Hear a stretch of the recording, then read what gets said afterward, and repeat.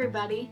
I thought I'd take today to talk for a few minutes about some of the different things that I have in my camera bag and what equipment I use and why.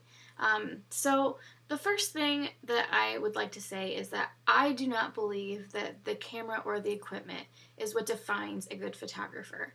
I think a really great photographer can take phenomenal pictures on any camera because it's not about the equipment. It's about vision, it's about knowledge, like how to use whatever equipment you have, and what it takes to make a great photograph. That being said, I do think that certain equipment helps a photographer to reach a different level as far as being a professional in what they can provide their clients.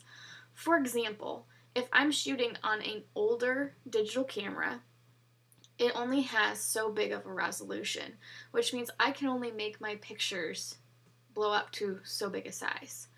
The newer cameras, the more professional grade cameras, have such a high resolution that you can create billboard size photos if you want to. So I think having that kind of equipment is definitely very beneficial to being a professional. So for me, having a professional camera is really important because I want to make sure that whether you're buying an 8x10 or a 20x30 or a 30x40, that I can make sure that your photo can blow up to that size and look good. I don't want it to get grainy. I want it to look perfect on your wall as it did on my screen. So for me to be able to do that, reaching down into the bag, I purchased the new Canon 5D Mark III when it came out. I had the Mark II. It was the camera I purchased immediately after our house burnt down a couple of years ago to replace the one I'd lost. And I needed another camera because I also believe it's important to have backups in case your equipment fails. So I got the Canon 5D Mark III when it came out to be my new camera and made my Mark II my backup camera. The reasons I like this camera is the resolution size, its low light capabilities, and one of the huge benefits for me with it was it helped force me to really learn and understand my camera. On the Mark II, it's really easy to just shove it into Creative Auto and tell it you want it to be blurry background and whatever, and just let the camera do it. So you're not really learning how to use your camera. You're not really confident in what you're doing. You don't really know what you're doing. So with this one, there is no Creative Auto. It's all manual. So you really do have to learn how your camera works and all. I mean, I already knew that, but it forces me to not be lazy, and I like that. So I do love my camera as far as what I can produce for my clients. I do have several go-to lenses for my sessions. I'm going to start with the ones that I use the least and go to the ones that I use the most. So when I was shooting weddings, there was two lenses that I bought predominantly for weddings, and now that I don't do them anymore, I don't use them very much at all. So the first one is my 100-400 lens. This is I think it's Canon. Yep, it's a Canon. And we actually call it the Beast because it's so huge. I'll put it over here. And what you'll notice from this is if you loosen it, it will extend very far. Now, I do still use this. When I bought it, it was for weddings. So I could have Ryan up in the balcony and he could get tight shots of the bride and groom at the front of the church. Anything like that to really get nice tight shots because that's something that I like to showcase in my art.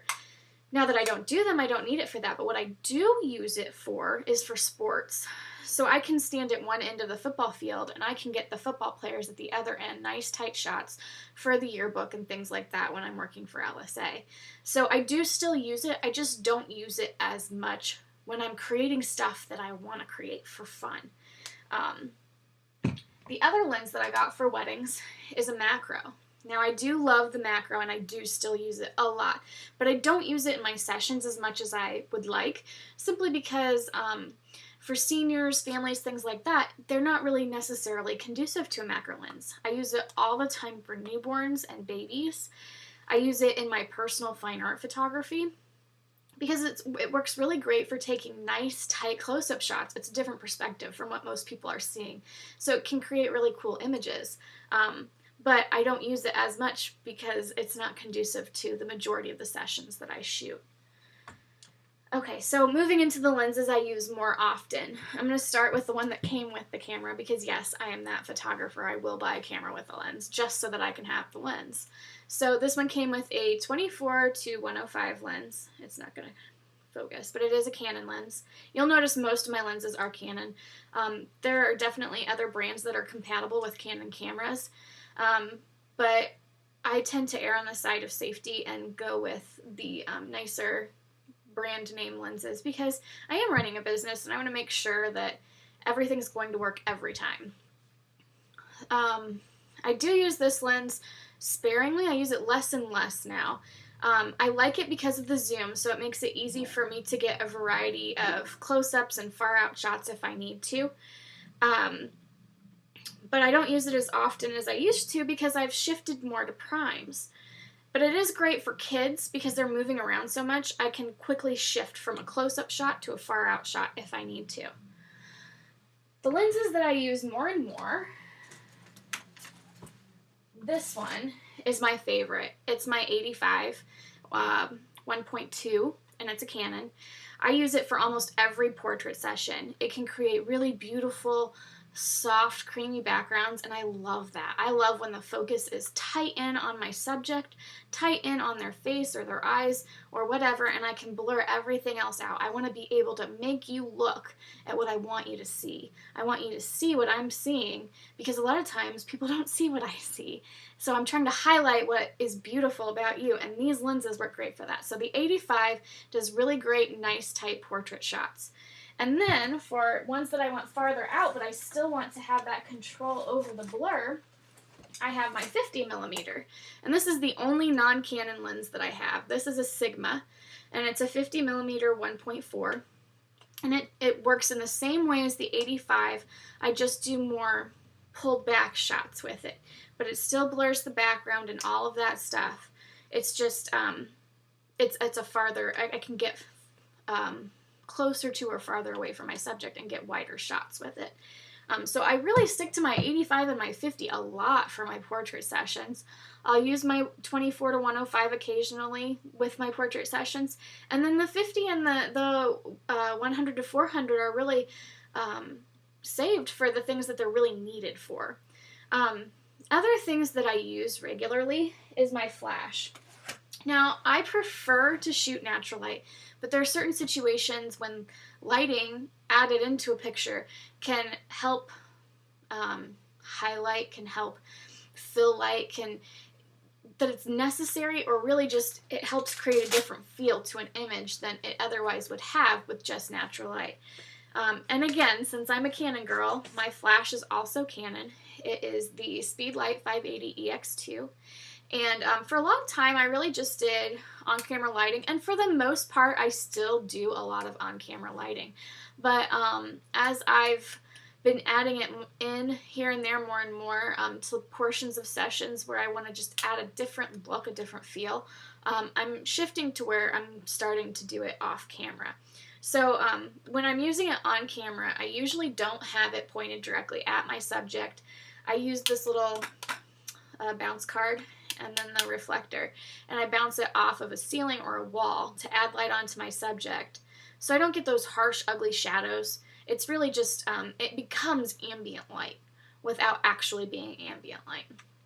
So I use that a lot. And then, like I said, since I'm starting to pull in off-camera lighting, I recently purchased, and I love these. I don't know how to pronounce this, though. It's Yongnuo? I don't know. Obviously, it's not American, sadly.